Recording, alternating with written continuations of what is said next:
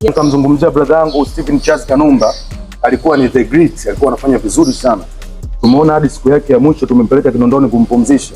Hakuwa na mtoto wala hakuwa na ndoa. Lakini alikuwa ni mtu mwenye fan base kubwa ambaye alikuwa akisema mwanamke wote nataka nioe, bwana wake wangekuja kesho. Kwanza kabisa tutambue kwamba kuoa au kuolewa ni jambo la Mwenyezi Mungu yeye mwenyewe. Kwa hiyo hata ambaye hajaolewa yupo kwenye changamoto, lakini kwa sababu pia ya kusikiliza saundi ya moyo wake, mtu unatamani sometimes niishi kama fulani. Tunafikiri kwamba hii hasira yako na yule jamaa itaendelea mpaka siku za ukubwa wao watoto? Mimi sina hasira naye. Mtu wasiliana mpaka siku za huko mbele. Na wasiliana naye ni? Hapo ndo Big Chesco alisema watu hawaachane. Mimi naamini ujue watoto wakishazaa bwana. Hapana.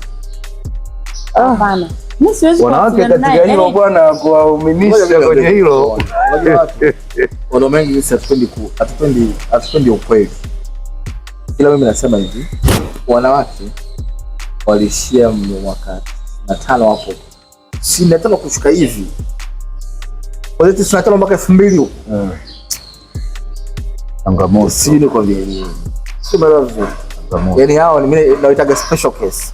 Na maana siku hizi vijana wengi hawaoi. Wala mzo. Mama zetu walikuwa ni watu ambao wana maadili, wana akili nyingi sana kwa kweli. Maana asilimia kubwa